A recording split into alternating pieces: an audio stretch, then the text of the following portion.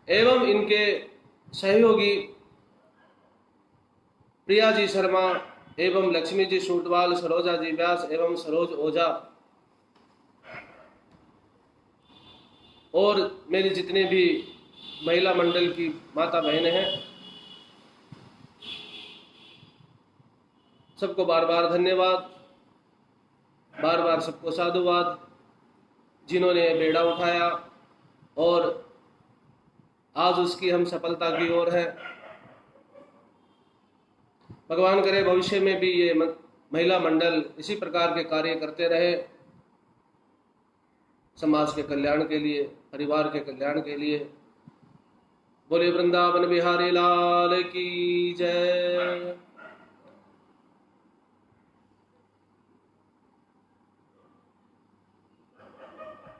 भगवान श्री कृष्ण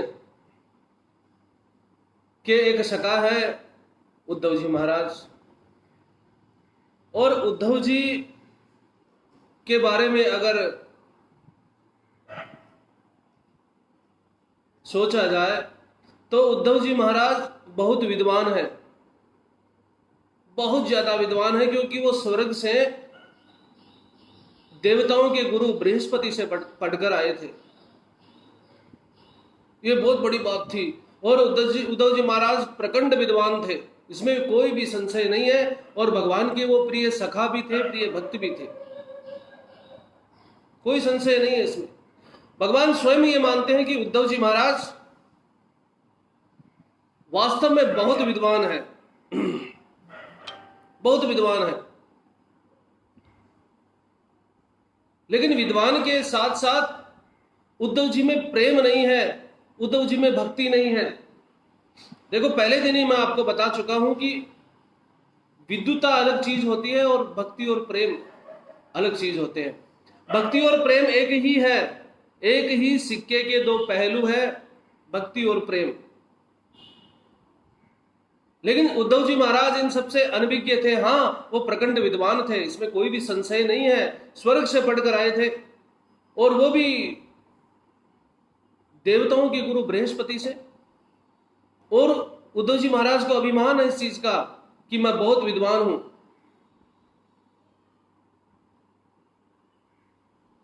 भगवान श्री कृष्ण ने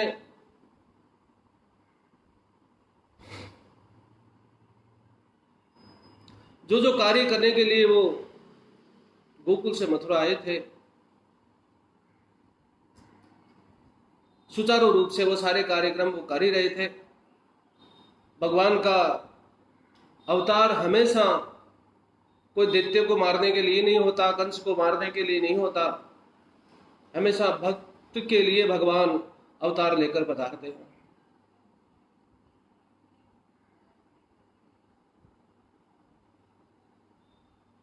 ये अवतार भी भगवान का भक्तों के उद्धार के लिए था।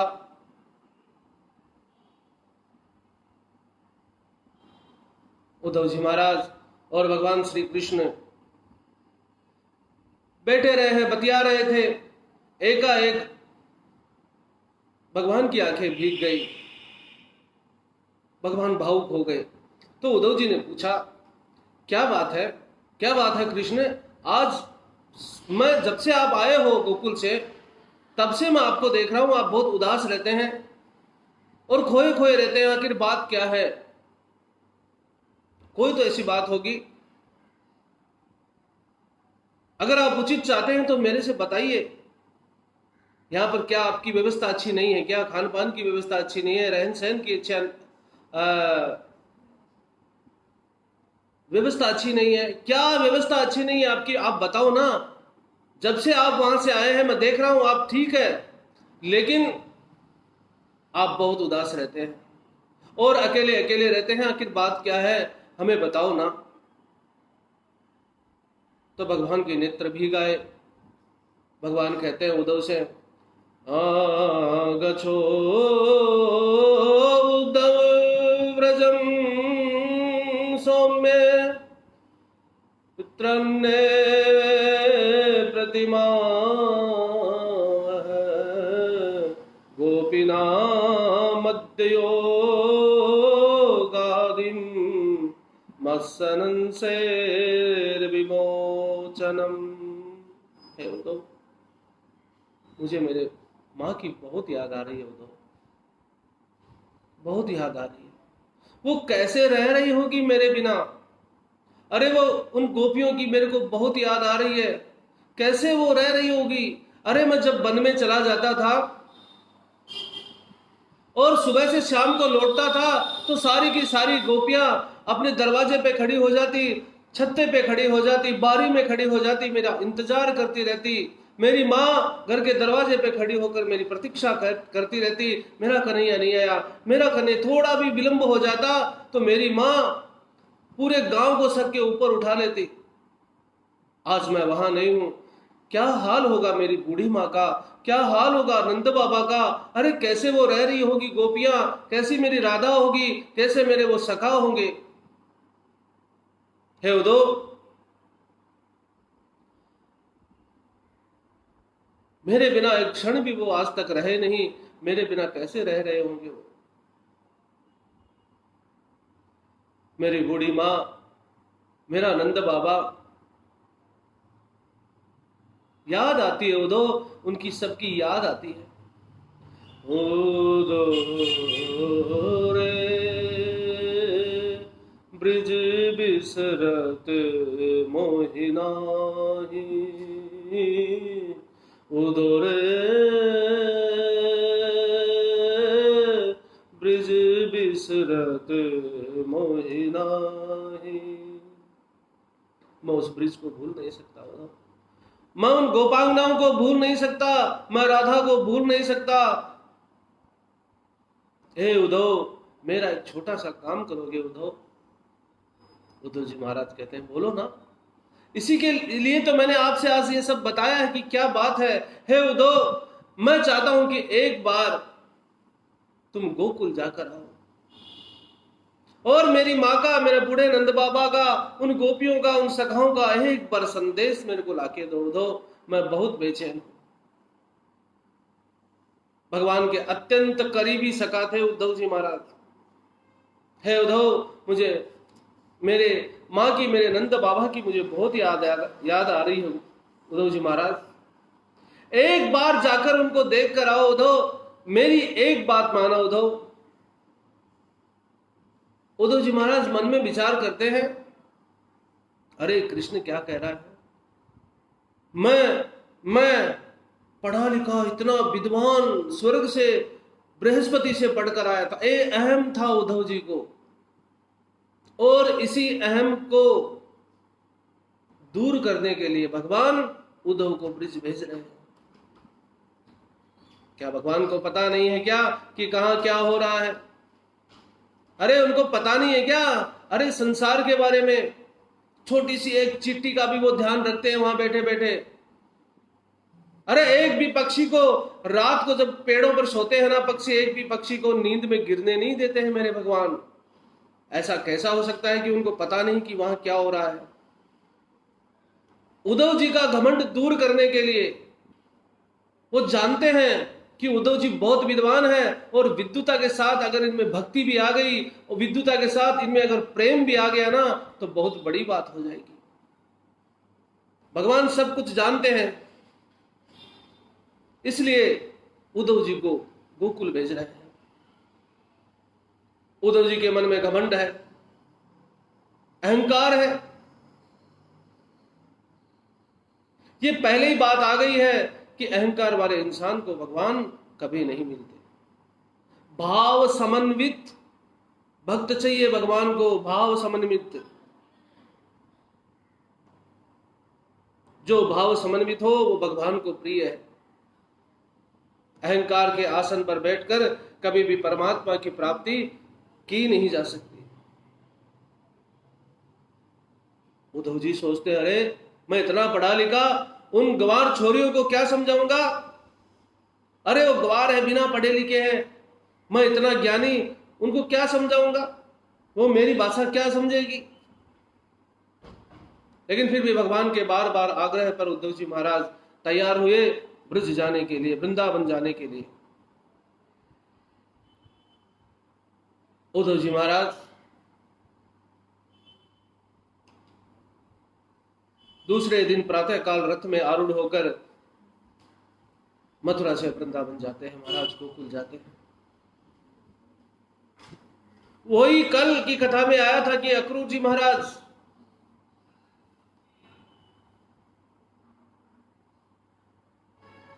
प्रातःकाल रथ में आरूढ़ होकर गोकुल जाते हैं, और आज उद्धव जी महाराज इमोशनल थे। अक्रूर जी महाराज भगवान के चिंतन में डूबे डूबे गए। दो प्रकार के इंसान होते हैं संसार में, एक भावुक और एक तार्किक। अक्रूर जी महाराज भावुक थे। उद्धव जी महाराज को घमंड था, क्यों नहीं होगा, स्वर्ग से पढ़कर आए। भगवान ये जानते हैं कि उद्धव ज्ञानी है, श्रेष्ठ है, ज्ञानियों के शिरोमणि है, लेकिन भगवान को ज्ञानी नहीं, भाव समन्वित भक्त चाहिए। क्योंकि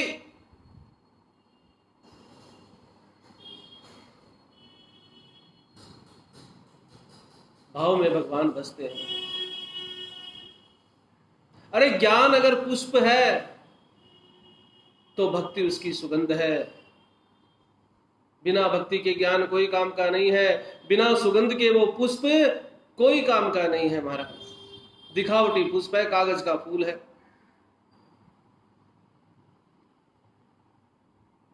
उद्धव जी महाराज बात मानकर चले, रथ में आरूढ़ हुए सुबह, और सायंकाल की बेला में ब्रिज पहुंच गए।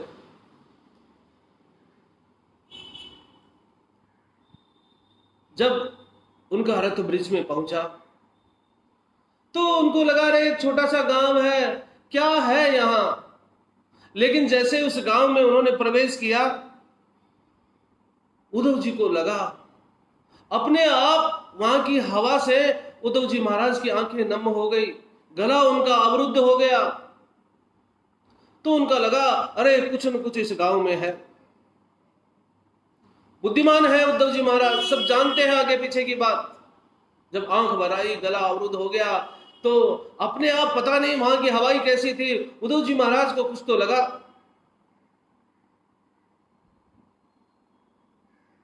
उद्धव जी महाराज का रथ कुछ आगे बढ़ा। रथ आगे बढ़ा तो गांव के बाहर कुछ नन्हे नन्हे छोटे छोटे बालक खेल रहे थे। बालकों ने जैसे ही रथ को देखा,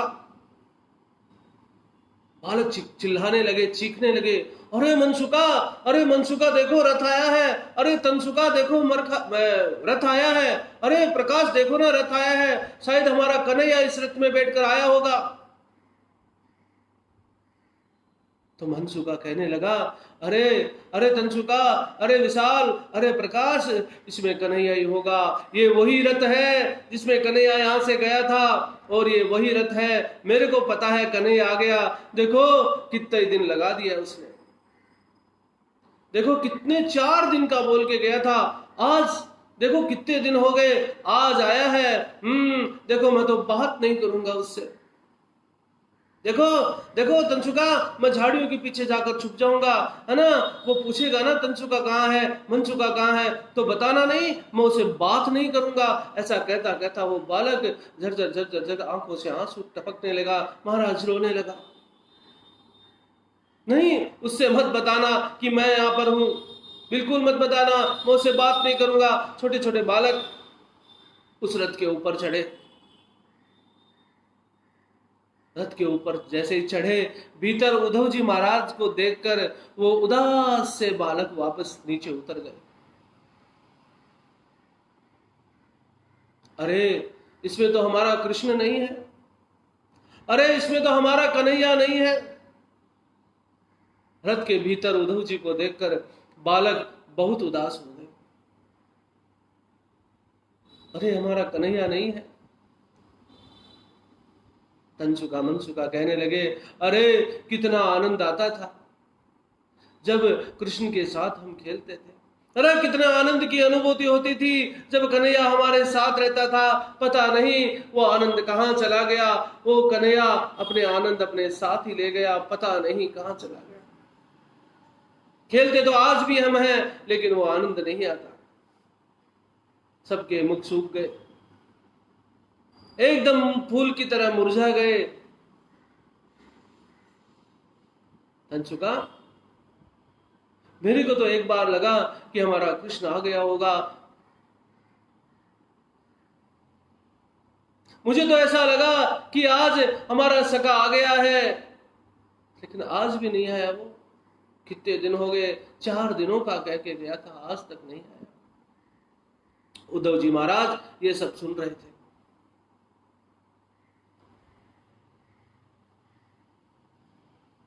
ये उन बालों की भक्ति है, ये प्रेम है। उद्धव जी महाराज का रथ आगे बढ़ा। जैसे ही उद्धव जी महाराज का रथ आगे बढ़ा,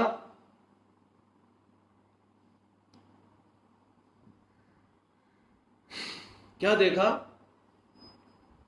कि कुछ बुजुर्ग गांव के, सायकाल की बेला थी, चबूतरे पे बैठे हुए थे।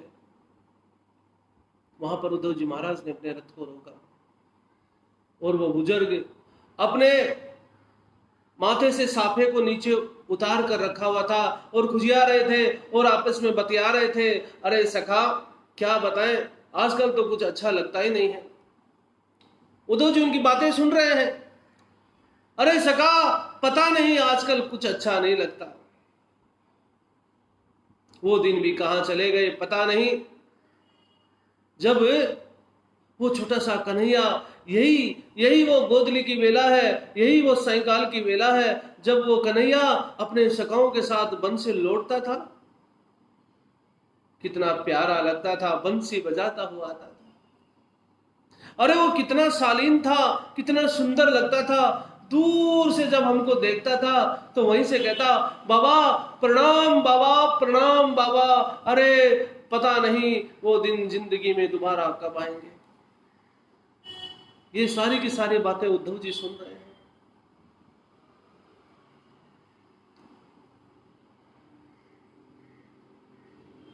कितनी प्यारी उसकी बंसी। जब बंसी बजाता था तो मंत्र मुक्त कर देता था सबको।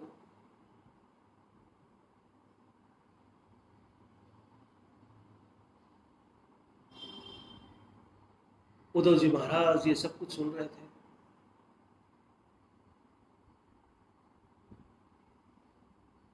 उनमें से एक बुजुर्ग ने कहा, अरे मैं तो आज भी उसका इंतजार करता हूं, अरे मैं तो आज भी उसकी प्रतीक्षा करता हूं, बाट जोता हूं, अपने घर के सामने दरवाजे पर आकर सायकाल की इस वेला में खड़ा हो जाता हूं और बाट जोता रहता हूं। जब ग्वाल बाल आते हैं ना तो मैं उनकी बाट जोता हूं। मेरी बहू आती है, मेरी बेटी आती है, मेरा बेटा आता है, मुझसे पूछते हैं, बाबा बाबा आप किसी की प्रतीक्षा कर रहे हैं क्या, आप किसी का इंतजार कर रहे हैं क्या। मैं उनको क्या कहूं, लेकिन सका वास्तविकता मेरे जीवन की यही है कि हाँ मैं इंतजार करता हूं, हाँ मैं बाट जोड़ता हूं उस कन्हैया की, और मुझे विश्वास है, मुझे पक्का विश्वास है, एक दिन वो कन्हैया जरूर आएगा और जरूर मुझे अपनी मीठी बंसी सुनाएगा। जीवन के अंतिम पड़ाव में क्यों ना हो, लेकिन एक बार वो कन्हैया जरूर आएगा, जरूर आएगा, जरूर आएगा। ऐसे भाव उन बुजुर्ग होंगे। उद्धव जी महाराज ये सब सुन रहे हैं। और मैं उसकी बाट जोता रहूंगा और मुझे विश्वास है जीवन के अंतिम पड़ाव में एक बार मुझे वो दर्शन देने के लिए जरूर आएगा। उसकी बंसी मुझे फिर से सुनाई देगी और एक न एक दिन उस कन्हैया को देखकर ये नेत्र कृतार्थ हो जाएंगे, महाराज कृतार्थ हो जाएंगे। वो चला गया, अरे वो चला गया, हमारा तो सब कुछ उसके साथ चला गया, सारा आनंद समाप्त हो गया। अब लगता है कि जीवन में कुछ नहीं रहा। उद्धव जी महाराज ये सब कुछ देख रहे थे।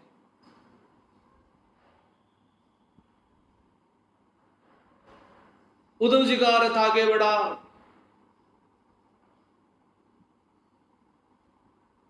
उद्धव जी का जब रथ आगे बढ़ा तो आगे उद्धव जी महाराज ने क्या देखा? सायंकाल की बेला वो गोपियां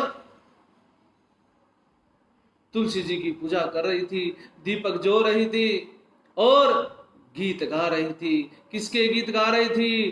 कृष्ण के गीत गा रही थी। जित देखूं उत कृष्ण कृष्ण कृष्ण।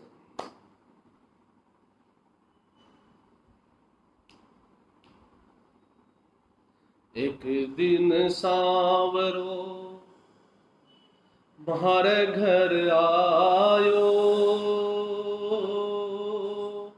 मैं पागल गई सो, ओ संग की सहेली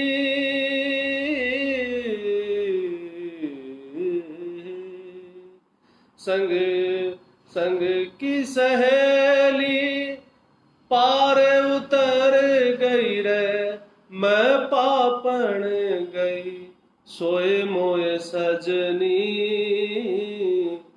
नैन गवाए दोनों रोई के, पिया का फिकर में भैर दीवानी, नैन गवाए दोनों रोए मोए सजनी, नैन गवाए दोनों रोई के, पिया का फिकर में। गरी गरी नदिया नाव पुरानी, किस बीत मिल ना हो, संग की सहेली पार उतर गई रे, मैं पापण गई सोए मोए सजनी, नैन गवाए दोनों रोई के, पिया का फिकर में भैर दीवानी, नैन गवाए दोनों रोई के। तन की नगरिया में अगन लगी है, कोई तो बुझावण वाला हो, ओ रामा तो नंद जी का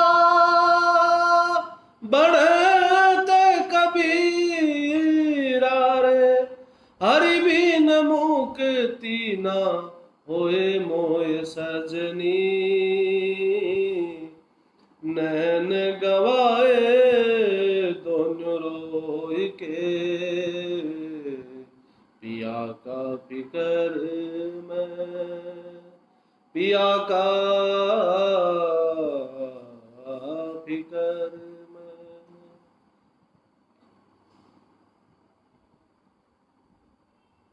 तुलसी जी की पूजा कर रही थी, दीपक जला रही थी, गीत गा रही थी। किसका गीत गा रही थी? कृष्ण का गीत गा रही थी। जित देखूं उत कृष्ण कृष्ण कृष्ण।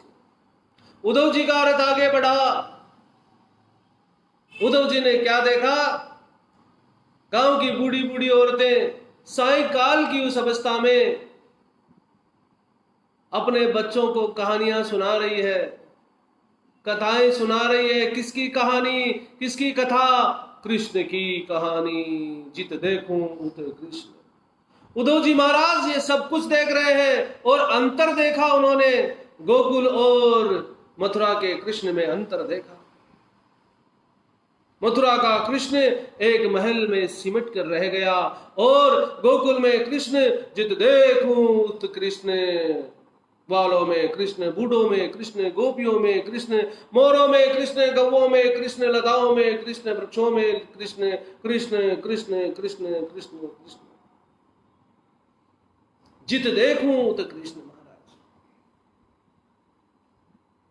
उद्धव जी ये कृष्ण का प्रेम देखकर पागल हो गए। पगला गए महाराज।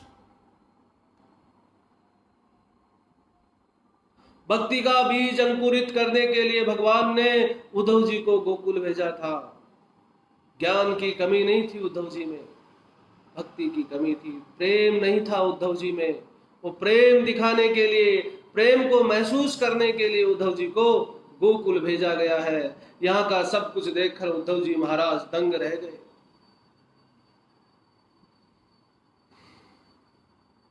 उद्धव जी के नेत्र भीग गए, उद्धव जी का गला अवरुद्ध हो गया, पागल हो गए उद्धव जी कृष्ण प्रेम देखकर। उद्धव जी का रथ आगे बढ़ा महाराज।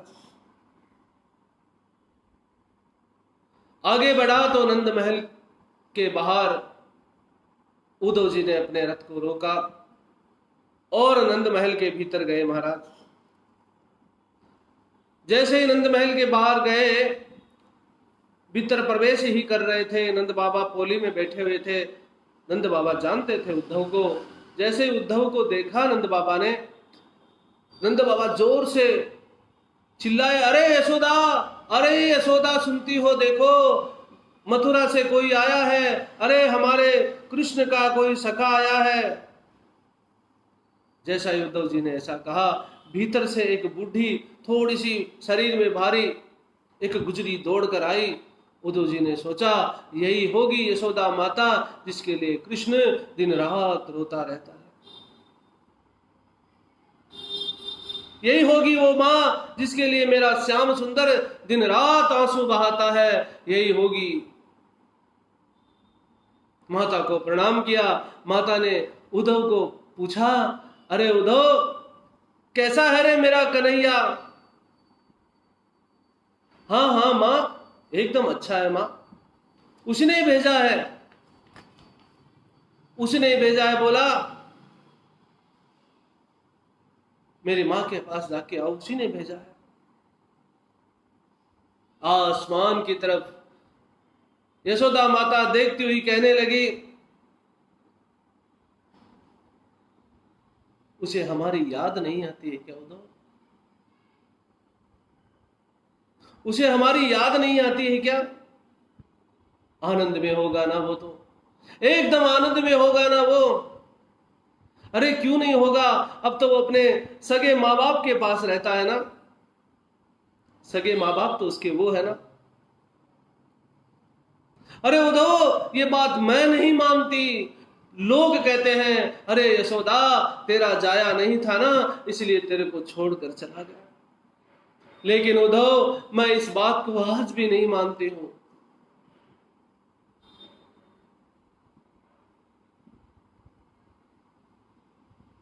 उद्धव जी ये सब कुछ देख रहे हैं।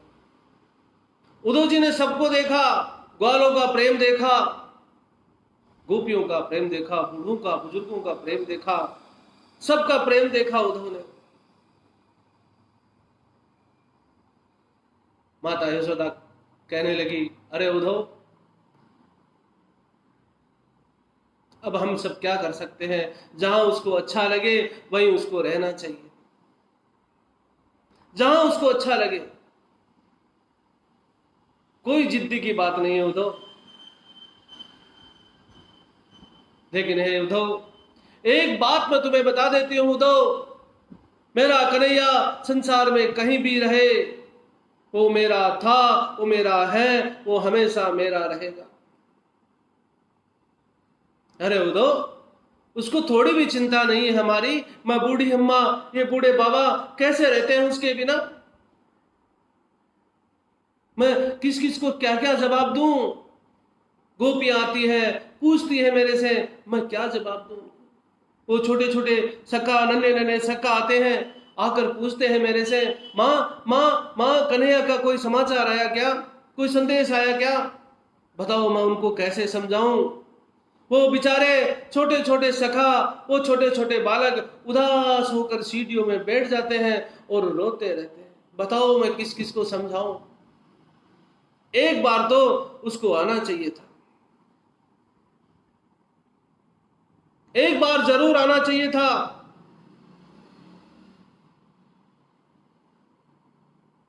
नंद बाबा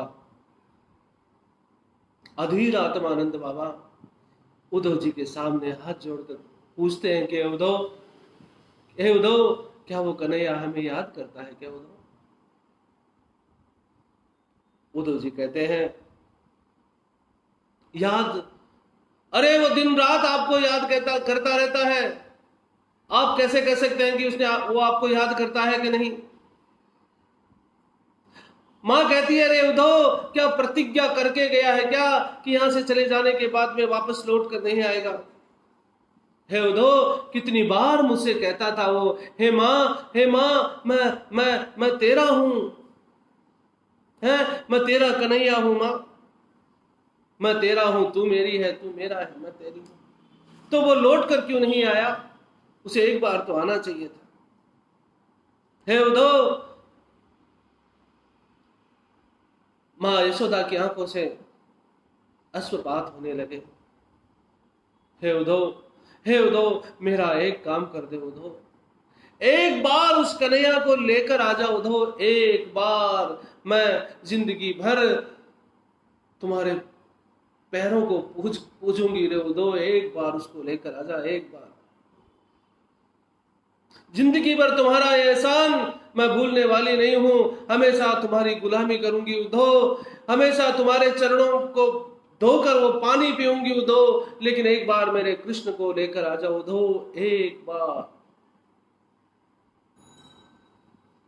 नंद बाबा कहते हैं, अरे उद्धव, इसकी बातों में मत आना, तू यशोदा की बातों में मत आना, उसको कुछ भी पता नहीं है। अरे वो कृष्ण कोई साधारण थोड़ी है, अरे वो तो साक्षात भगवान है। अगर वो साधारण नहीं होता, अगर वो भगवान नहीं होता, तो इतने बड़े गोवर्धन पर्वत को कैसे उठा लेता? अरे इतने सारे दैत्यों को कैसे मार देता? हो बड़े बड़े असुरों को कैसे मार देता? वो कोई साधारण थोड़ी है। कहते कहते नंद बाबा चिंगाड़ मारकर रोने लगे। नंद बाबा और यशोदा मां का गला अवरुद्ध हो गया, बोला उनसे कुछ जा नहीं रहा है। ए उद्धव, ए उद्धव, एक बार मेरे कन्हैया को लेकर आ जा रे उद्धव, एक बार। जब से वो कन्हैया गया है, मेरी रातों की नींद पता नहीं कहां चली गई, भूख पता नहीं कहां चली गई, बस उसकी याद में दिन भर रहती हूं, बस उसकी याद में दिन भर रहती हूं। उद्धव, मेरी बात मान उद्धव, एक बार उस कन्हैया से मुझे मिला दे, एक बार।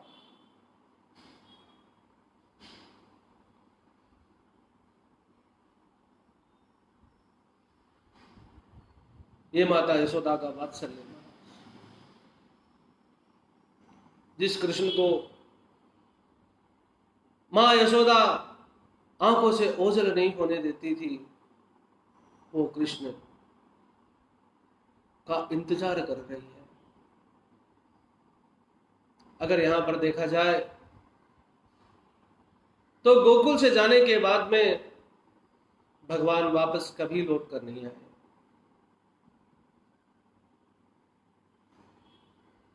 कभी वापस लौट कर नहीं आए भगवान। कल के प्रसंग में आएगा कि सूर्य ग्रहण के समय भगवान अपनी पत्नियों के साथ, मां बाप के साथ कुरुक्षेत्र में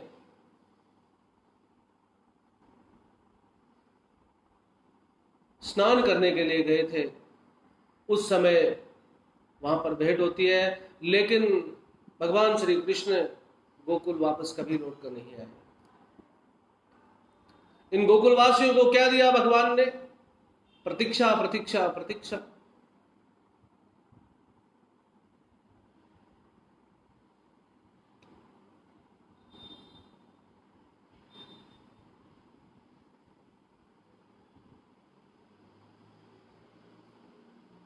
उद्धव यहां पर मां बाप का प्रेम देखकर स्तब्ध रह गया।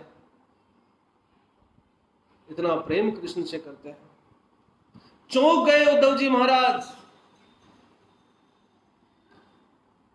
सुखदेव जी महाराज वर्णन करते हैं कि राजन, सारी की सारी रात बातों में बीत गई, पता ही नहीं चला रात कैसे बीत गई। इधर वो गोपियां, उन्होंने भी उस रथ को देखा, आपस में बतिया रही है, अरे सखी कौन आया होगा, अरे हमारे श्याम सुंदर आ गए होंगे। एक ने कहा तो दिखा दो नहीं, अगर हमारा श्याम होता तो हमसे मिलने के लिए जरूर आता, लगता है कोई श्याम का संदेश लेकर आया। वहां से जाने वाली एक भी गुजरी बिना बोले नहीं रही होगी। सब एक दूसरे से बतियाते हैं कि ये रथ कौन सा है, ये कहां से आया, रथ कब आया, रथ में कौन आया, कैसे है, क्या है, कि हमारा श्याम सुंदर का कोई संदेश आया है कि श्याम सुंदर स्वयं आए हैं। एक भी गुजरी ये पूछे बगैर रह नहीं। सारी की सारी उत्सुकता से उस रथ को देखती है, आपस में बतियाती है, ये रथ कहां से आया होगा। सारी की सारी गोपियां नंदागन में एकत्रित हो जाती है। पता चला कि कृष्ण का कोई सखा उद्धव आया है कृष्ण का संदेश लेकर। सारी गोपियां चारों तरफ बैठ जाती है और बीच में उद्धव जी महाराज बैठ जाते हैं। ज्ञान देने के लिए आए थे ना मथुरा से ग्वार गोपियों को। उद्धव जी महाराज कहते थे ना ये तो ग्वार गोपियां हैं, उनको मेरे को ज्ञान देने के लिए भेज रहे हैं। अरे ज्ञानी थे ना, आधा से ज्यादा ज्ञान तो उनका चला गया था, धुल गया था प्रेम में। उद्धव जी महाराज बीच में विराजमान है, चारों तरफ गोपियां बैठ गई। जैसे ही उद्धव जी महाराज बैठे बीच में, सारी गोपियों को पता नहीं क्या हुआ, जोर जोर से रोने लगी। इतनी दहाड़ मार के जोर जोर से रोने लगी। अरे उद्धव जी को ध्यान आया, अरे मैंने तो अभी इनको कुछ कहा ही नहीं, हमारी तो बातचीत हुई नहीं। अरे वो ज्ञानी थे ना, प्रेम नहीं जानते थे। तो एक गुजरी दूसरी गुजरी से कहती है, अरे पगली रोती क्यों है। जब इंसान का स्वार्थ निकल जाता है ना तो लोग आपस में भूल जाते हैं। सारा का सारा संसार स्वार्थी है, उसका भी स्वार्थ निकल गया, इसलिए वो हमको सबको छोड़कर चला गया।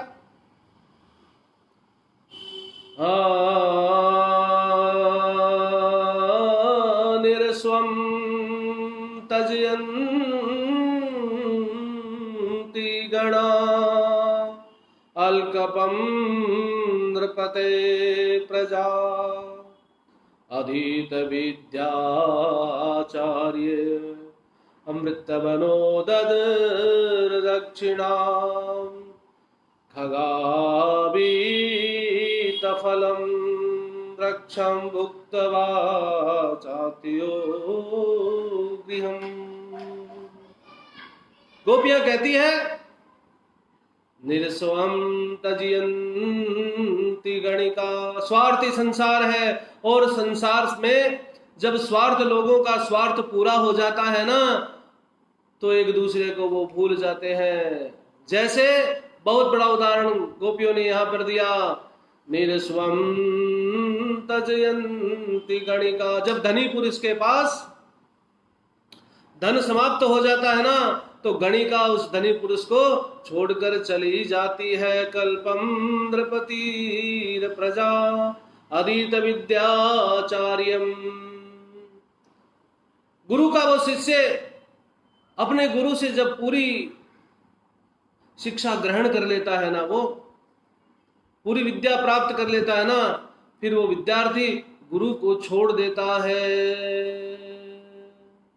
खगावीत फलम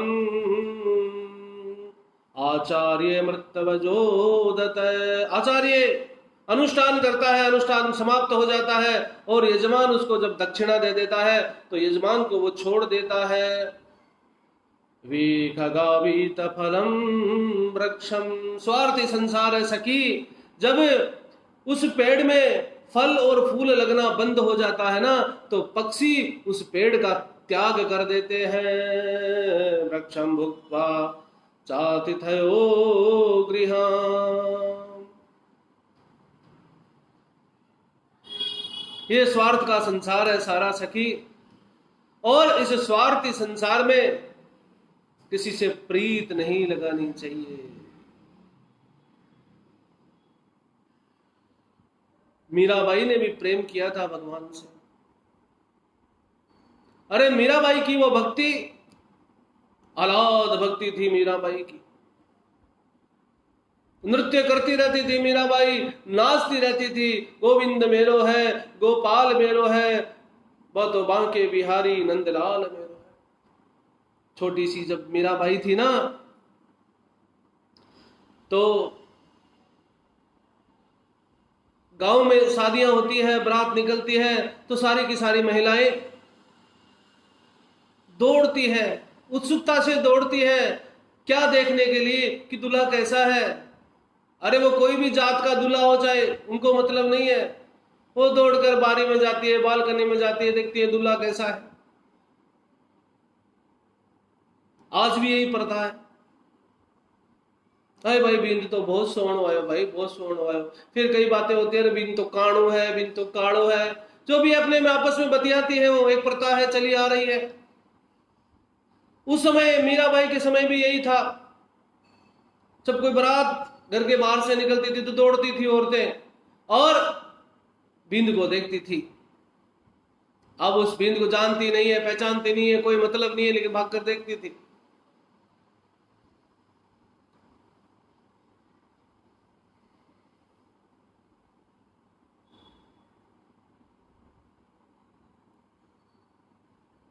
एक बार मीराबाई ने अपने दादी जी से पूछ लिया, दादी जी मेरा बिंद कब आएगा। वो भोली थी, नादान थी, वो जानती नहीं सी, लेकिन उसने पूछ लिया कि दादी जी मेरा बिंद कब आएगा। बालकों में होता है ना ऐसा, तो पूछ लिया मीराबाई ने। अब दादी जी क्या जवाब दे। दादी जी उसका हाथ पकड़कर अपने घर के भीतर लेके गई और भीतर लेकर, भीतर जो ठाकुरवाड़ी थी उसमें कृष्ण कन्हैया लाल की अति सुंदर मूर्ति थी। दादी जी ने कृष्ण की ओर इशारा करते हुए कहा, अरे बेटी मीरा, तेरा पति तो ये कृष्ण है, तेरा पति तो एक कन्हैया है। बस उस दिन के बाद से मीरा ने मन में ये ठान लिया, मेरा पति तो कृष्ण है, मेरा पति तो कृष्ण है।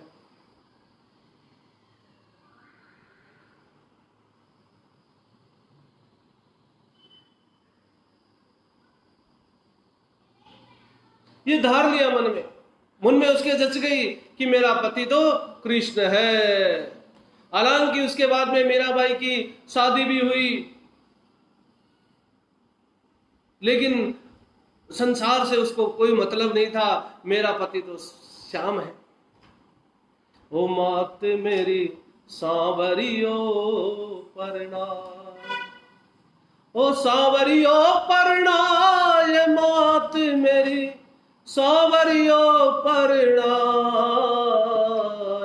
सांवरियो परणाय, मात मेरी सांवरियो परणाय। ओ मीरा महला उतरी रे, कर सोड़ा सिणगार, बतड़ाई बोल नहीं रे, राणू दी हरि जाय, राणू दी हरि जाय, मात मेरी सांवरियो परणाय, मात मेरी सांवरियो परणाय।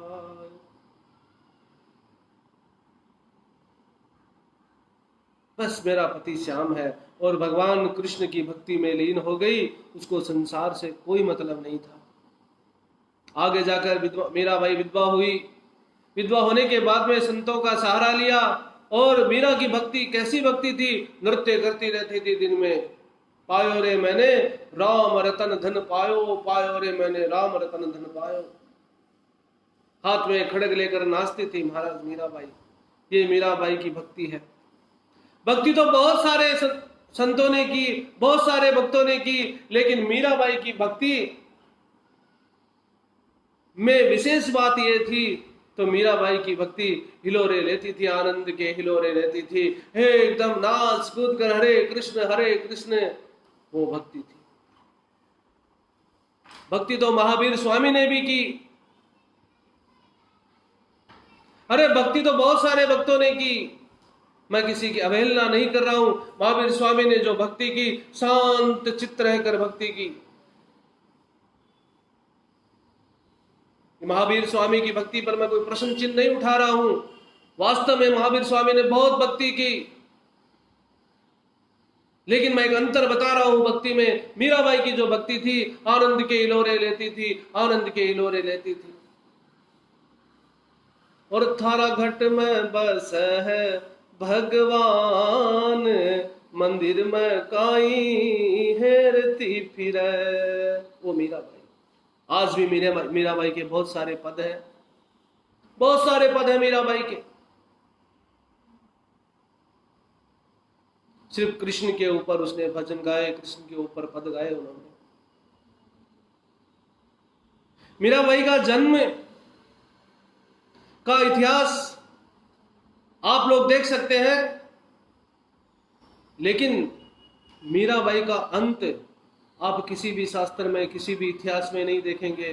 क्योंकि मीराबाई एक समय भगवान श्री कृष्ण की मूर्ति के सामने खड़ी थी और भगवान का नाम लेते लेते भगवान मीराबाई अपने शरीर के सहित भगवान की विग्रह में समाहित हो गई। बोले भक्तों और भगवान की जय।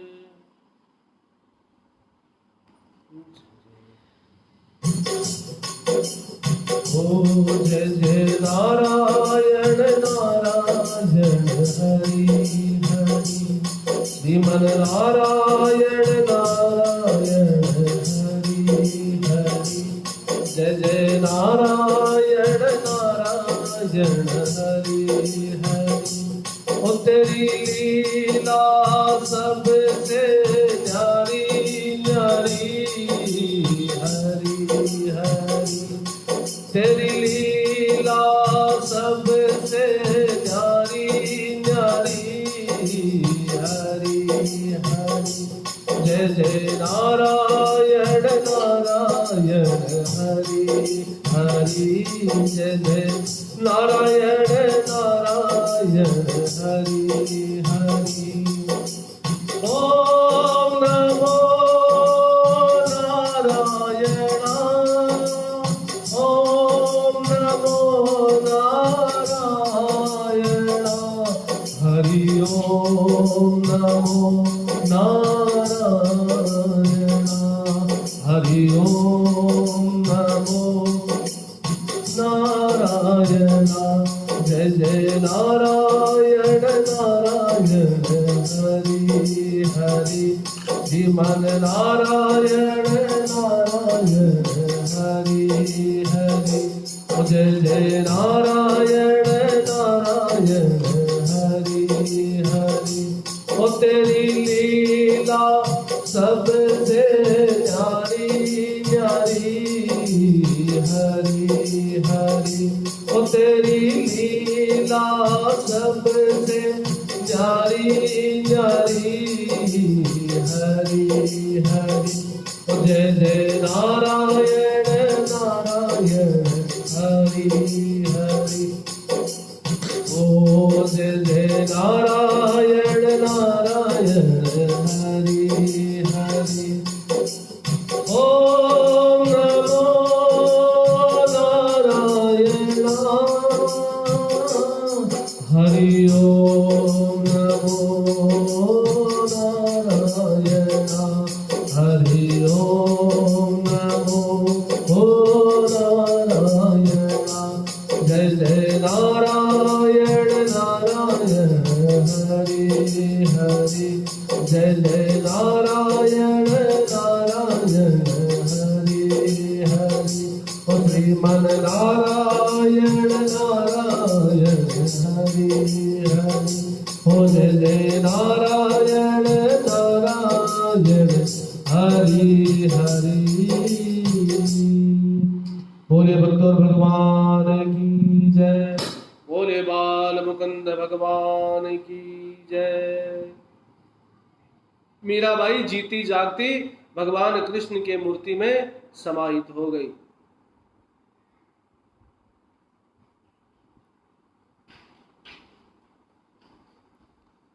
ये भक्ति भाव है भाई, और जिसके अंतःकरण में भक्ति नृत्य करती है परमात्मा उसके ऊपर कृपा करते हैं। गोपियां चुपचाप बैठी हुई है, स्वार्थी बता रही है भगवान को। उद्धव जी से वार्तालाप चल रहा है। इतने में गुंजन करता हुआ एक भंवरा वहां पर आया और उस भंवरे को निमित्त बनाकर गोपियों ने अपने भाव प्रकट किए। महाराज, गोपियां कहती है, अरे भंवर, मथुरा की नारियों से जाकर कह देना, इस कृष्ण से, इस श्याम से प्रीत नहीं लगाना, क्योंकि श्याम प्रीत करना जानता है लेकिन श्याम प्रेम निभाना नहीं जानता। बोल देना उस मथुरा की नारियों को, अरे उद्धव, आप ज्ञानी हो, ज्ञानियों के शिरोमणि हो उद्धव, हमें ज्ञान नहीं चाहिए, हमें सदगति नहीं चाहिए, हमें मोक्ष नहीं चाहिए, हमें गति नहीं चाहिए। अरे उद्धव, हमें तो हमारा छोटा सा वो कन्हैया चाहिए उद्धव, कन्हैया चाहिए। क्या मतलब है गति, सदगति, मोक्ष, इन सब से हमें कोई मतलब नहीं है। गोपियां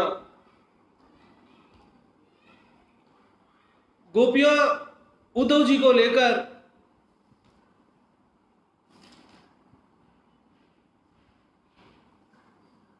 भगवान ने जो जो लीलाएं की थी वृंदावन में,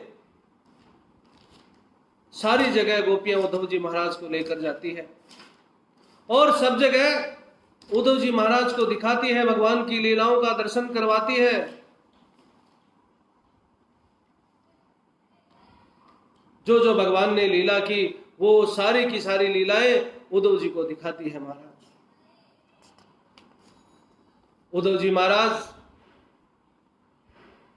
बस 2 दिन के लिए मथुरा, 2 दिन के लिए गोकुल आए थे, बस चुपचाप ऐसे समझा कर चले जाएंगे। अरे गंवार गोपियां तो हैं, उनको क्या पता ज्ञान क्या होता है, ऐसे समझा देंगे और चले जाएंगे। उद्धव जी महाराज ने ये सोचा था, लेकिन गोपियों का प्रेम देखकर, गोपियों का भगवान के प्रति भक्ति देखकर दंग रह गए उद्धव जी महाराज। और गोपियों के साथ उद्धव जी महाराज के ऊपर भी भक्ति का रंग छट गया। महाराज 4 दिन के लिए आए थे, 4 महीने उद्धव जी महाराज गोकुल में रहे। भक्ति का रंग चढ़ गया, और जिसके भक्ति का रंग चढ़ जाता है ना, वो फिर आनंद के साथ हिलोरे लेते हैं। गोपियां उद्धव जी को सब जगह लेकर जाती है जहां पर भगवान ने अपनी लीलाओं, जहां पर भगवान ने अपनी लीलाएं की। ये देखो उद्धव, यही वो गोवर्धन पर्वत है जिन्होंने हमारे कन्हैया ने बाएं हाथ की कनिष्ठ का अंगुली से धारण कर लिया था। 1 दिन नहीं, 2 दिन नहीं, पूरे 7 दिन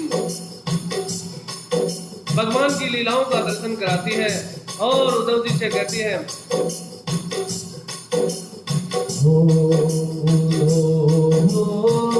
सावली सूरत हमारा दिल चुराती है,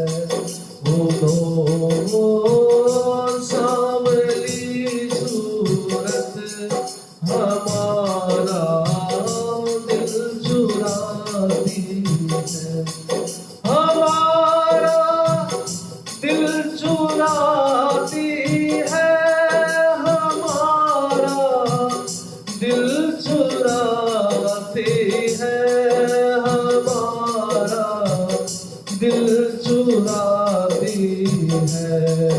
वो सावली सूरत हमारा दिल चुराती है। और उद्धव जी से गोपियां क्या कहती है, बना कर बांसुरी सुंदर, सुना कर गीत रागन का, सुना कर गीत रागन का, रचा कर रास गुंजन में प्रेम हमको सिखाती है।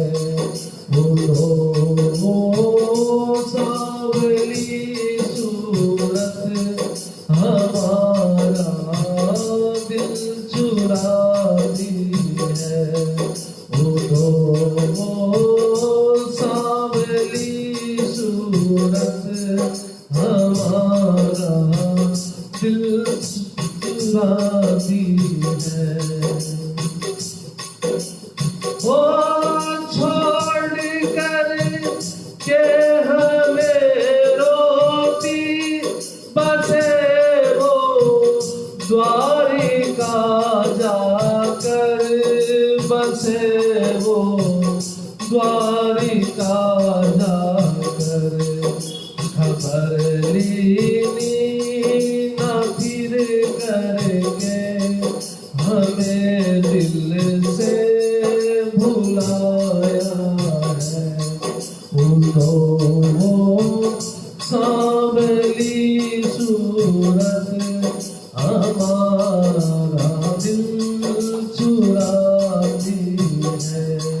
न मांगे भोग दुनिया का, नहीं इच्छा योग करने की, नहीं इच्छा योग करने की। वो ब्रह्मानंद माधव का, वो ब्रह्मानंद माधव का रूप मन में समाया है। वो सांवली सूरत हमारा दिल चुराती है। बोले कृष्ण कन्हैया लाल की जय। बोले राधे रानी की जय। श्री राधे श्याम।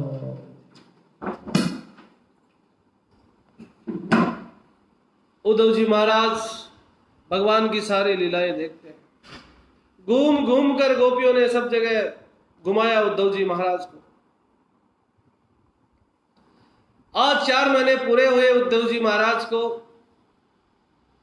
आज उद्धव जी महाराज वापस लौटकर मथुरा जा रहे हैं।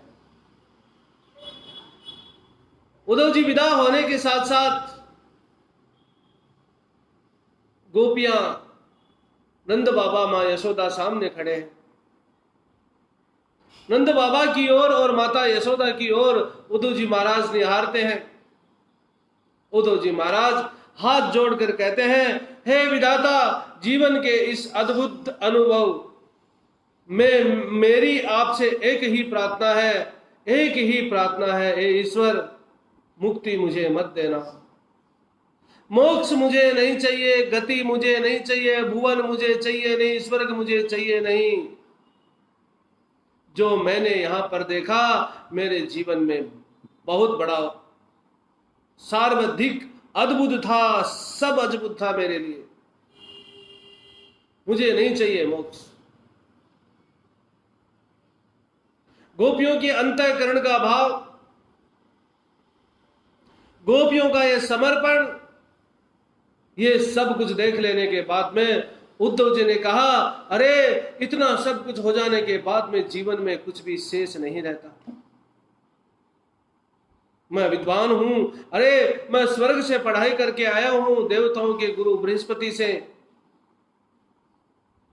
लेकिन इन गोपियों के सामने मेरा ज्ञान धरा रह गया। महाराज, उद्धव जी महाराज सबके सामने खड़े हैं, पूरा गांव उद्धव जी के सामने खड़ा है। उद्धव जी महाराज एक ही प्रार्थना करते हैं, अरे अरे विधाता, हे विधाता, मुझे कुछ भी नहीं चाहिए। अगर देना ही है मुझे तो मुझे इस ब्रिज में कोई लता बना देना, मुझे इस ब्रिज में कोई पत्थर बना देना, मुझे इस ब्रिज में कोई पेड़ बना देना, अरे पत्ता बना देना, मोर बना देना, कुछ भी बना देना, जहां से भगवान की प्रिय गोपियां गुजरे और उनके पांव से जो धूली उड़े मेरे मस्तक पर गिरे और मैं धन्य हो जाऊं। बोले बाल कृष्ण भगवान की जय। और मुझे कुछ भी नहीं चाहिए। महाराज सुखदेव जी महाराज वर्णन करते हैं कि राजन, ऐसा उद्धव जी ने कहा ही नहीं। वो ब्रिज की मिट्टी लेकर अपने ऊपर उड़ेलने लगे। महाराज उड़ेलने लगे। प्रेम के बारे में समझ चुके थे उद्धव जी महाराज। अंतःकरण में प्रेम समाहित हो चुका था। अरे वो उद्धव गोपियों को वेदांत का ज्ञान सिखाने आया था। अरे वो उद्धव गोपियों को ज्ञान सिखाने के लिए आया था। विरह की ज्वाला में जला महाराज, ज्ञान की पोथी जलाकर चला।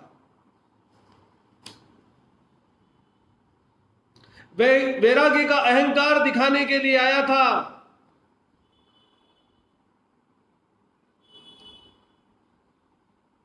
अपने ज्ञान का गला घोट कर चले उद्धव जी महाराज। ज्ञान का गौरव दिखाने के लिए आए थे। प्रेम का गीत गुनगुनाते हुए चले महाराज उद्धव जी महाराज। उद्धव जी महाराज के नेत्रों में अश्वपात हो रहा है। नंद बाबा, यशोदा माता, गोपियां, सारा का सारा गांव सामने खड़ा है। कुछ भी नहीं चाहिए मुझे। इतना प्रेम देखकर अब किसी की भी लालसा मेरे जीवन में है नहीं। कुछ भी मुझे चाहिए नहीं। अरे भगवान, देना है तो इसी ब्रिज में जन्म देना, पत्थर बना देना, कुछ भी बना देना, लेकिन इसी ब्रिज में जन्म देना, ताकि भगवान के प्रिय गोपांगनाएं जिधर से गुजरे उनकी धूली मेरे सर पर मस्तक पे सर अभिषेक हो जाए। इससे बढ़कर इस संसार में कुछ भी नहीं है। गुनगुनाता हुआ चला उद्धव जी महाराज। ये भगवान की भक्ति, ये भगवान की भक्ति। उद्धव जी महाराज विद्युता के साथ साथ भक्ति का भी आलिंगन किया, प्रेम का भी आलिंगन किया। और प्रेम और विद्युता जब एक जगह एकत्रित हो जाए फिर उसका सामना कोई नहीं कर सकता महाराज। भगवान जात पात नहीं देखते हैं, भगवान छोटा बड़ा नहीं देखते हैं। जो भगवान से प्रेम करता है भगवान उसी के हो जाते हैं। हर एक जाति में भगवान का भक्त हुआ है। हर एक जाति में भगवान का भक्त हुआ है। उसको देख लीजिए, सेना को। सेना जात का नाई था लेकिन भगवान का भक्त बना, अतीव सुंदर भक्त बना भगवान का। सेना नाई एक गांव में रहता था और रोज वहां के राजा के पास जाता था, राजा की मालिश करता था, राजा की हजामत बनाता था। ये रोज का काम था उसका। प्रातःकाल 10 बजे राजा के यहाँ जाना है, और कोई काम आए नहीं आए, तूफान आ जाए, बारिश आ जाए, आंधी आ जाए, राजा के यहाँ 10 बजे पहुंचना जरूरी है। प्रातःकाल 10 बजे राजा के यहाँ पहुंच जाता था। अंतःकरण से भगवान का भक्त था, भजन करता था भगवान का। एक बार हुआ ऐसे कि सेना नाई अपना सामान लेके उस्त्रा कैंची कांसा लेके अपना राजा के पास जा रहा था प्रातःकाल। तो देखा उसने कि गांव में कुछ संत पधारे हुए हैं। अब संत पधारे हैं तो सेना को क्या चाहिए? सेना नाई को तो प्रिय था भगवान का कीर्तन। बस बैठ गया संतों के बीच में और भगवान का कीर्तन करने लगा। अरे चलो थोड़ी सी देर है, बैठकर भगवान का कीर्तन करते हैं। कीर्तन में ऐसा खोया, सुबह से शाम हो गई महाराज। भान ही नहीं रहा कि शाम हो गई। जब अपने कर्तव्य का भान आया तो देखा, अरे तो संध्या हो गई, मुझे तो राजा के यहाँ जाना था। पता नहीं कीर्तन में कैसा लगा, मेरे को दिन का पता नहीं चला, न भूख न प्यास न कुछ न। अरे अब क्या करे? अब तो वो तो महाराज है, राजा है, मैं वहां नहीं गया, वो तो मुझे दंडित करेगा। अरे फांसी भी लगा सकता है, वो तो राजा है, कुछ भी कर सकता है। डर गया सेना नाई। और जाऊं तो भी कहां जाऊं? जा कहीं नहीं सकता। अगर कहीं भाग जाऊं तो ये तो राजा है, अपने सैनिकों को भेजकर पकड़वा कर मुझे तो और ज्यादा तकलीफ होगी। इसलिए चलो राजा की शरण में चलते हैं, देखा जाएगा जो होगा। राजा की शरण में राजमहल की ओर चला सेना नाई। द्वारपालों ने कहा, क्या बात है महाराज, आज शाम को? अरे रे रे रे, सबको पता चल गया। राजा जी अंदर से बहुत क्रोध में होंगे, मुझे देखते ही मुझे फांसी पर लटका देंगे। बहुत डर रहा था सेना नाई। लेकिन जैसे राज कक्ष में महाराज राजा के कक्ष में गए, राजा को जाकर प्रणाम किया। महाराज बहुत बड़ी गलती हो गई, महाराज बहुत बड़ी गलती हो गई। उसके पहले राजा कहने लगा, रे सेना क्या बात है, आज इस समय कैसे आगमन हुआ? बता क्या चाहिए तेरे को। अरे आज तो तूने मेरे को खुश कर दिया। अरे सेना, ऐसी मालिश की है तूने आज मेरे, ऐसी मालिश की है मेरे, पता नहीं मुझे कैसा प्रतीत हो रहा है, बहुत अच्छा लग रहा है। सेना ने कहा मैं तो आया ही नहीं, अरे मैं तो आया ही नहीं, मालिश कौन करके गया। तो पता चला साक्षात ठाकुर जी महाराज नाई बनकर आए, और राजा महाराज सेना नाई को बचाने के लिए उसकी भक्ति का उसका ऐसा प्रभाव था कि उसको डर लग रहा था, लेकिन वो भगवान के भजनों में था। भगवान स्वयं आकर, नारायण स्वयं आकर राजा को मालिश करके गए। ये होते हैं भगवान, ये होते हैं भगवान के भक्त। बोलिए भक्त और भगवान की जय।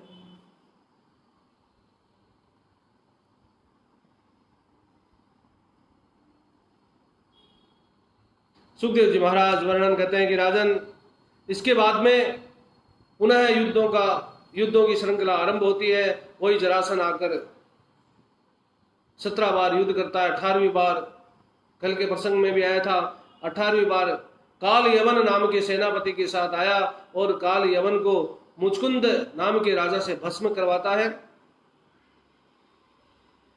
और आगे जाकर यही मुचकुंद नरसिंह जी महाराज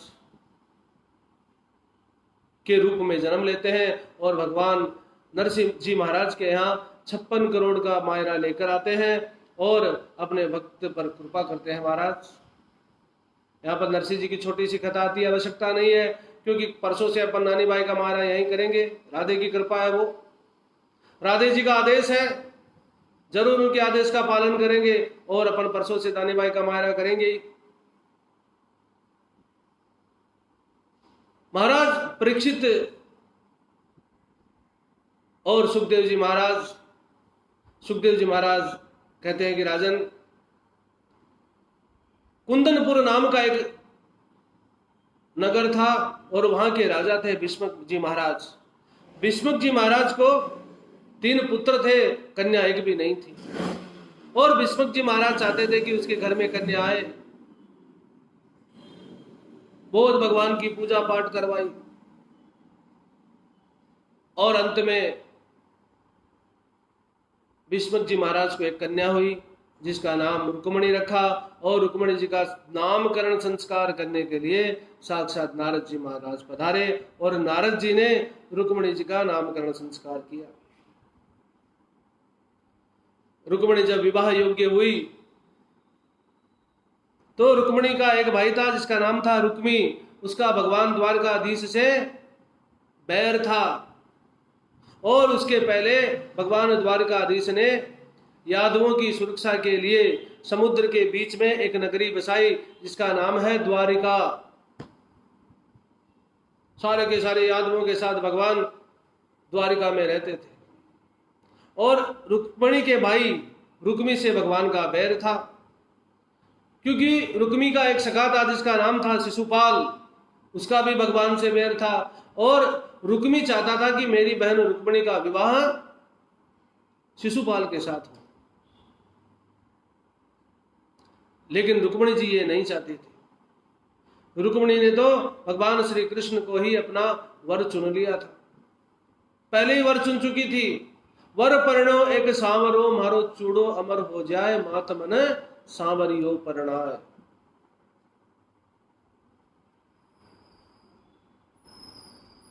शिशुपाल के साथ जबरदस्ती रुक्मणी जी की शादी हुई, सगाई कर दी गई।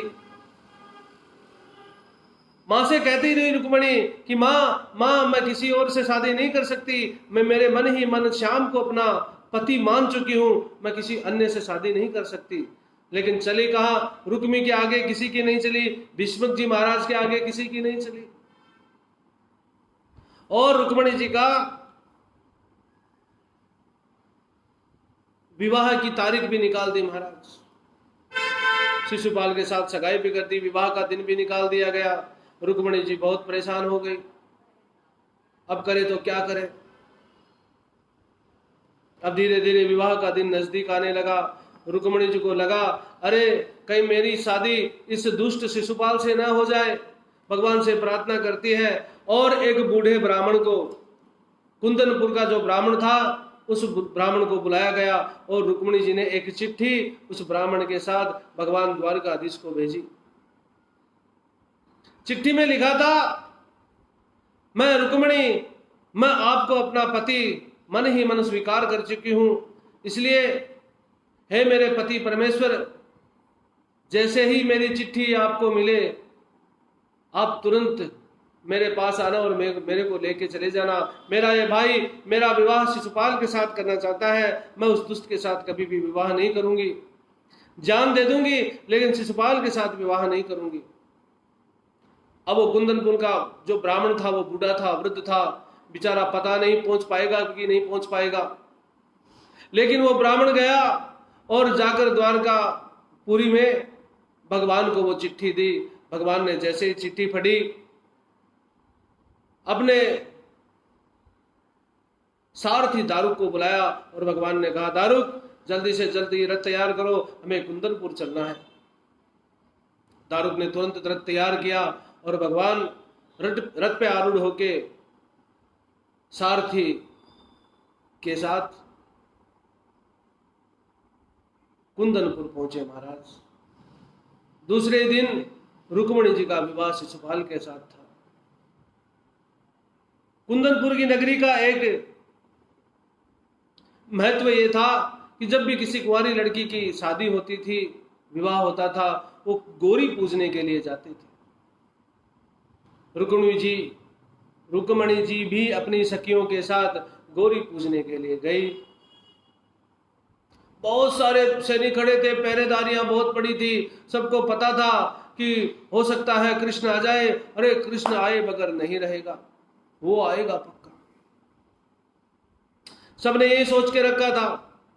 इसलिए भीष्म जी महाराज और रुक्मी ने बहुत सारी सेना लगा दी थी परकोटे के चारों ओर, कोई परिंदा भी पार नहीं मारे। लेकिन भगवान के आड़े कौन हाथ दे सकता है भाई। भगवान अपने रथ में आए और रुक्मिणी जी जैसे ही गौरी पूजन करके बाहर निकली, भगवान ने रथ उधर से घुमाया और रुक्मिणी जी को अपना हाथ देकर रुक्मिणी जी को अपने रथ में बैठा लिया और वहां से चपत हो गए। रुक्मिणी ने अपमान, अरे मेरे सामने मेरी बहन को उठाकर ले गए, इतना बड़ा अपमान। शिशुपाल, रुक्मी, भीष्मक और रुक्मी के दो भाई थे, उन्होंने भगवान का पीछा किया। बहुत भयंकर युद्ध हुआ रास्ते में। अब तो उस युद्ध में बलभद्र भैया भी आ गए। बलभद्र भैया ने कहा, रे कृष्ण एक बार बोला होता, क्यों अकेले आए। दोनों भाइयों ने मिलकर महाराज भीष्म जी महाराज की सारी सेना का सर्वनाश कर दिया, रुक्मी और शिशुपाल को छोड़ दिया। रुक्मिणी जी भगवान के आगे हाथ जोड़कर खड़ी हो गई, मेरे भाई को मत मारो, मेरे भाई को मत मारो। रुक्मी और शिशुपाल को छोड़ दिया महाराज। और रुक्मिणी जी को लेकर भगवान स्वयं द्वारका पधारते हैं। अब भगवान की विवाहों की चर्चा आरंभ हो जाती है। द्वारका नगरी को बहुत सुंदर सजाते हैं महाराज, बहुत सुंदर सजाते हैं। ध्वजा पताकों से, स्वर्ण लताओं से द्वारका नगरी आज सजी है, क्योंकि आज द्वारकाधीश का विवाह है और वो भी रुक्मिणी जी के साथ। अलग एक मंडप बनाया जाता है महाराज, और उस मंडप में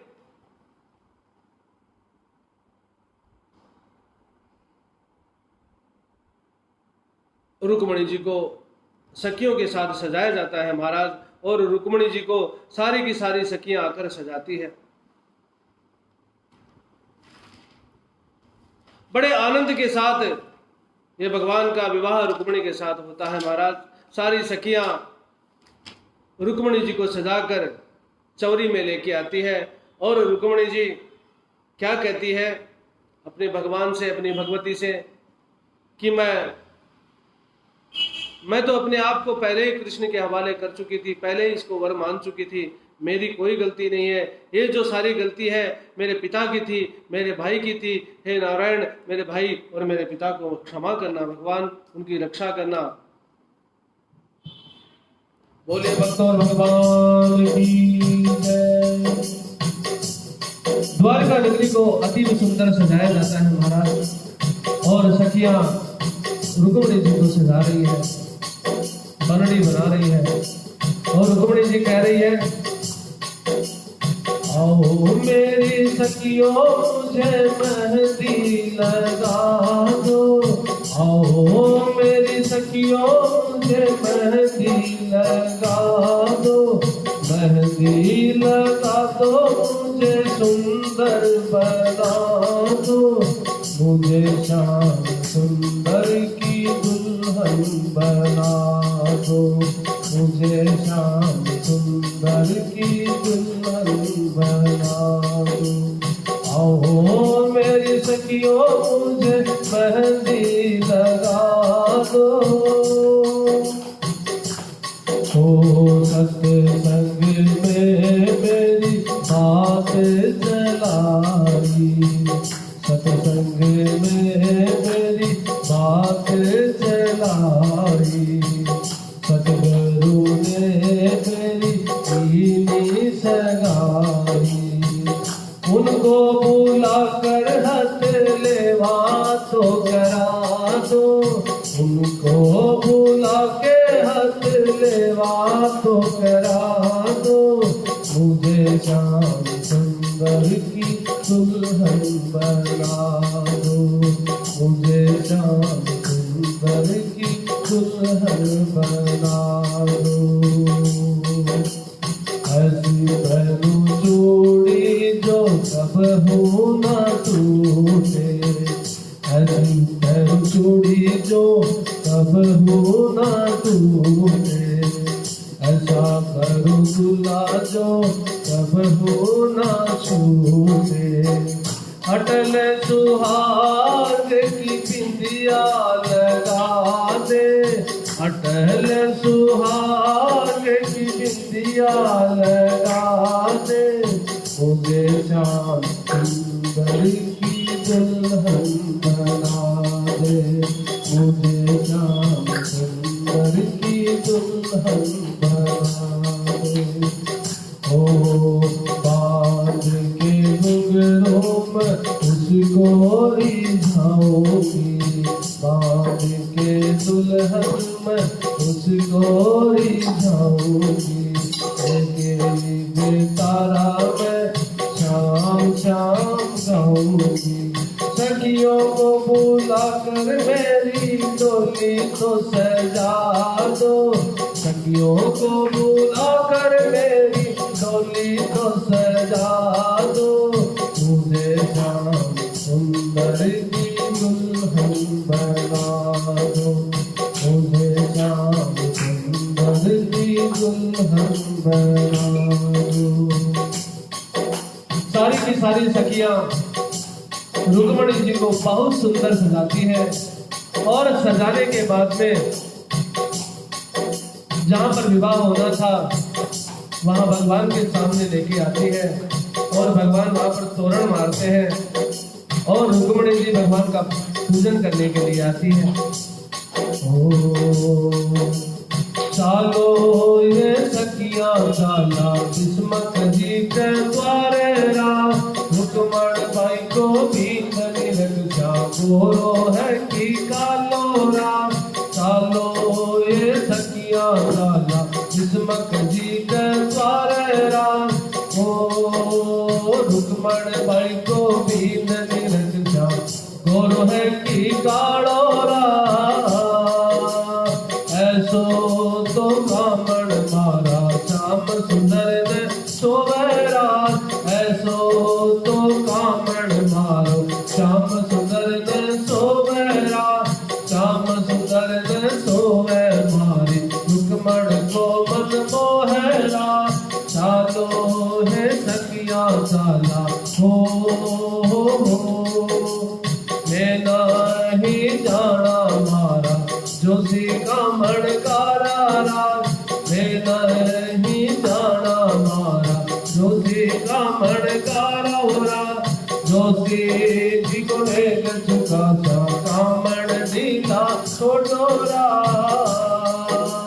चालो है सखिया चाला हो श्याम सुंदर को रूप देख कर सखिया मोहित होगी राज, श्याम सुंदर को रूप देख कर सखिया मोहित होगी राज, सखिया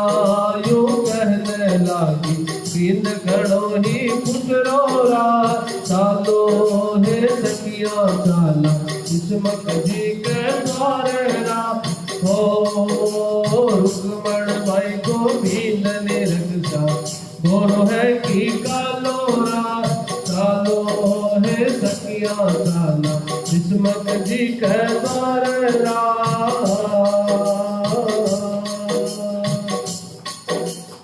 बोले कृष्ण कन्हैया लाल की जय। यहाँ पर भगवान रुक्मिणी जी और भगवान श्याम सुंदर का विवाह होने जा रहा है महाराज। अतीव सुंदर प्रसंग है ये। जो कोई भी इस प्रसंग को प्रेम से सुनेगा, श्रवण करेगा, मनन करेगा, उसके घर पे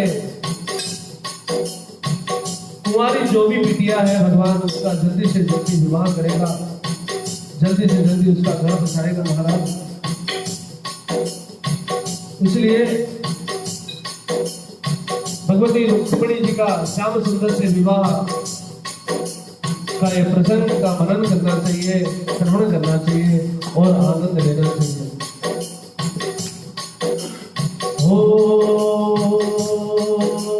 श्याम नाम की मेहंदी रचाकर, श्याम नाम की मेहंदी रचाकर घूंघट में शर्माऊंगी, बन के दुल्हनिया श्याम पिया की ब्रज नगरी में जाऊंगी, बन के दुल्हनिया श्याम पिया की ब्रज नगरी में जाऊंगी, ब्रज नगरी में जाऊंगी।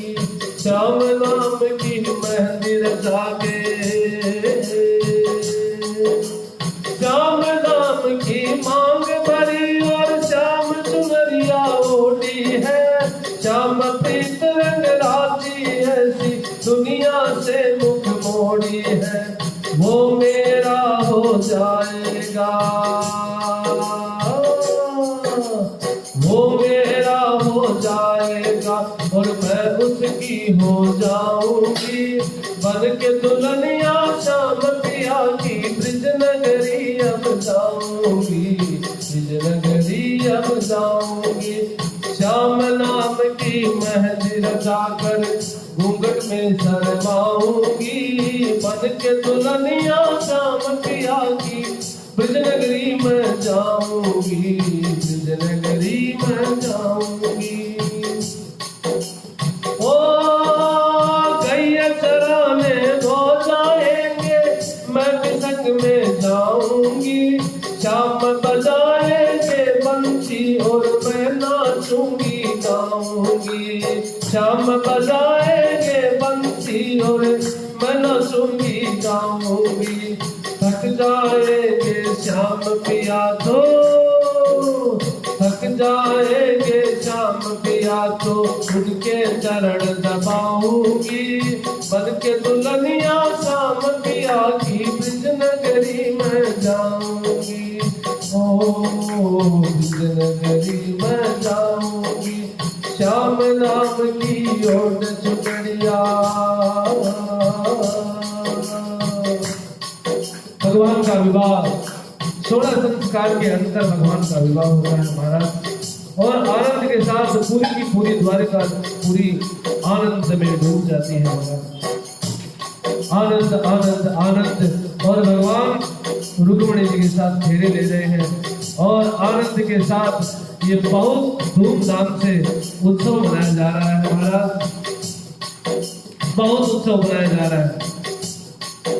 ओ वक्त है खूबसूरत बड़ा ही शुभ मुहूर्त, आज मेरे श्याम की शादी है, आज मेरे श्याम की शादी है, श्याम की शादी है मेरे घर, श्याम की शादी है, श्याम की शादी है मेरे घर, श्याम की शादी है, आज मेरे श्याम की शादी है। लगता है कि ऐसे जैसे श्याम की शादी है, आज मेरे श्याम की शादी है, आज मेरे श्याम की शादी है। वक्त है खूबसूरत बड़ा शुभ लगन मुहूर्त, देखो क्या खूब सजी है दूल्हे की सूरत, उसी से झूमेगा मन, मिला सजनी को साजन, कैसे संजोग मिले हैं, चोल से बंद गया दामन। ओ एक मासूम कली की मेरे शाम से शादी है, आज मेरे शाम की शादी है, आज मेरे शाम की शादी है। ओ शाम की शादी है, मेरे घर शाम की शादी है। ओ शाम की शादी है, मेरे घर शाम की शादी है, आज मेरे शाम की शादी है, आज मेरे शाम की शादी है। ओ शाम की शादी है, मेरे घर शाम की शादी है, आज मेरे शाम की शादी है। जय श्री राम, जय श्री राम, जय राम श्याम, जय श्री राम, जय श्री राम, जय श्याम। बोलिए भक्तों भगवान की जय। आनंद के साथ भगवान का विवाह का ये उत्सव मनाइए महाराज। अपने घर में बैठे हैं, कहीं पर भी आप बैठे हो, आनंद के साथ इस उत्सव को मनाइएगा। ये पर्व भागवत गीत में चंद बड़े पर्वों में से एक पर्व है रुक्मिणी जी का विवाह भगवान के साथ। भगवान दूल्हे बने हैं, दुल्हन बने हैं रुक्मिणी जी। ओ घर जोर मेरो चाल, हीरा मोतिया से नजर उतार जो, जोर मेरो चाल, हीरा मोतिया से नजर उतार जो। जय हमारे लूण रही बाबा, जय हमारे लूण रही बाबा, सोना चांदी उतार जो, जोर मेरो चाल, हीरा मोतिया से नजर उतार जो, जोर मेरो चाल, हीरा मोतिया से नजर उतार जो। हो प्यारा प्यारा श्याम धनी का खूब सजा दरबार है, थोड़ा थोड़ा श्याम धनी का खूब बैठा सरकार है। प्यारा प्यारा श्याम धनी का खूब सजा दरबार है, थोड़ा थोड़ा चांद सदूला बन बैठा सरकार है। आसमान का तारा तोड़ो, आसमान का तारा तोड़ो, तेरे मुकुट में काट जो, जोर मेरो चाल, हीरा मोतिया से नजर उतार दूंगे, जोर मेरो चाल, हीरा मोतिया से नजर उतार दूं। प्यारा प्यारा श्याम धनी का खूब सजा दरबार है, सोना सोना चांद सदूला बन बैठा सरकार है। चांदोर सूरज की लाली, चांदोर सूरज की लाली, छोटा लाली लगाए जो, जोर मेरो चाल, चंदन उतार जो, जोर मेरो चाल, हीरा मोतिया से नजर उतार जो। बोले वृंदावन बिहारी लाल की जय।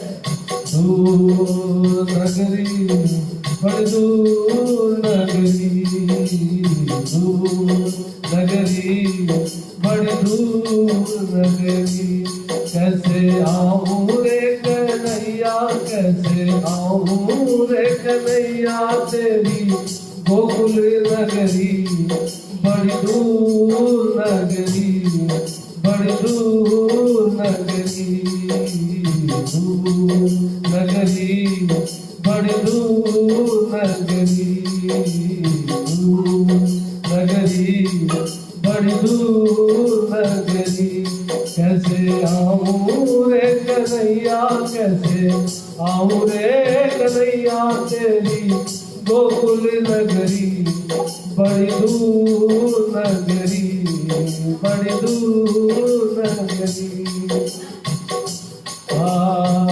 रात को आऊं सामरा डर मोह लागे, रात को आऊं काना डर मोह लागे, दिन को आऊं तो देखे सारी नगरी, बड़ी दूर नगरी, दूर नगरी, बड़ी दूर नगरी, दूर नगरी, बड़ी दूर नगरी, दूर नगरी, बड़ी दूर नगरी। जय हो, बोले कृष्ण कन्हैया लाल की जय।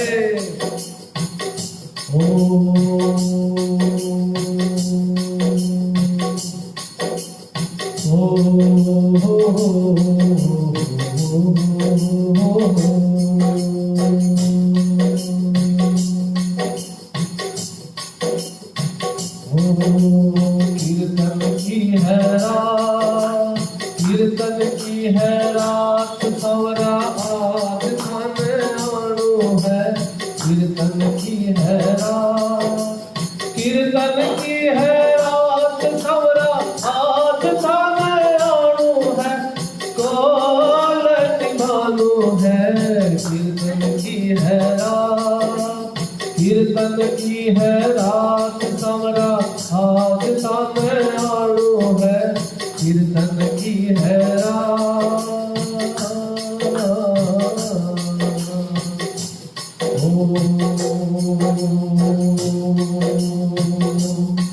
तेरी मुरली की धुन सुनने मैं परेशान से आई हूँ, तेरी मुरली की धुन सुनने मैं परेशान से आई हूँ, मैं परेशान से आई हूँ, मैं वृंदावन से आई हूँ, तेरी मुरली की धुन सुनने मैं परेशान से आई हूँ। बोले भक्त और भगवान की जय, बोलिए द्वारकाधीश भगवान की जय।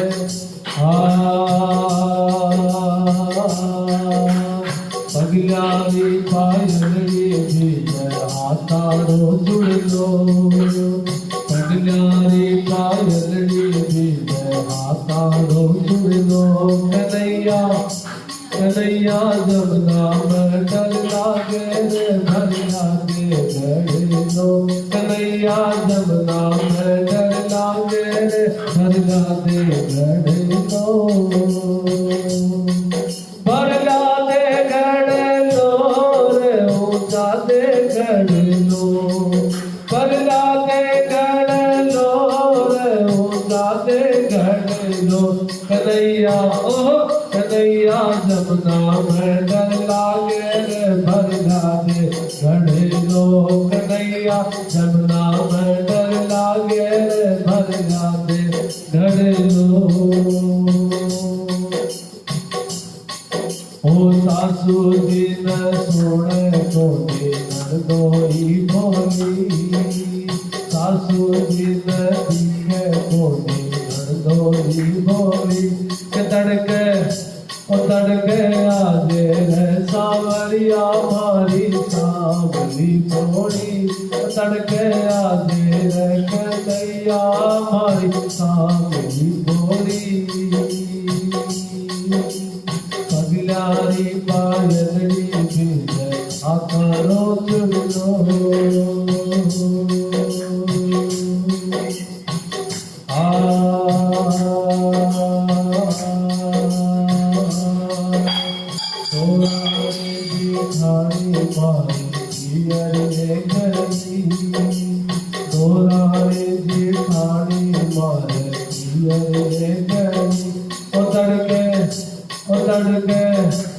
तड़के आगे सावरिया तड़के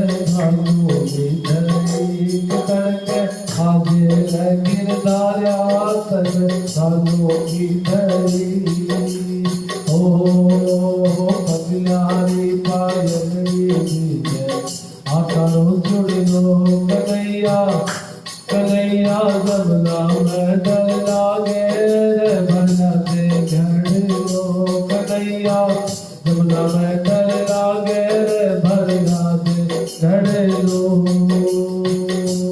श्रीमन नारायण नारायण नारायण श्रीमन नारायण नारायण नारायण हमारो धन राधा राधा राधा राधा राधा हमारो धन राधा श्री राधा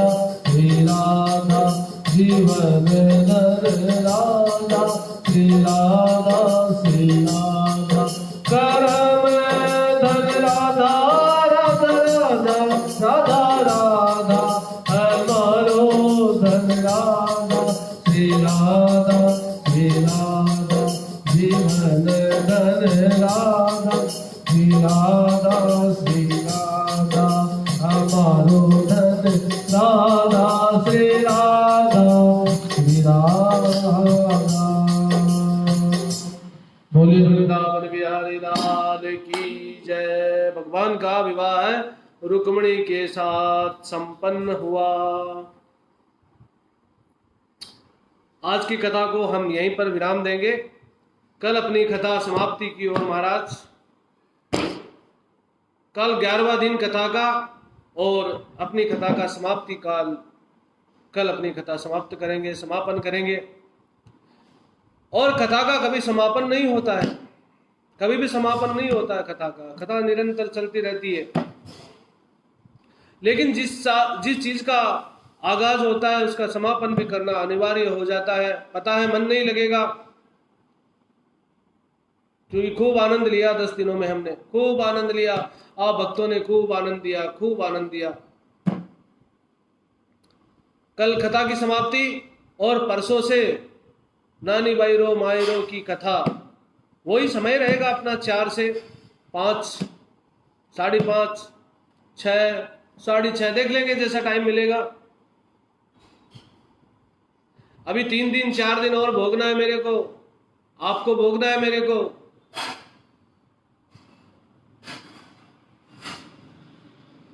इसलिए कल अपन कथा की समाप्ति करेंगे।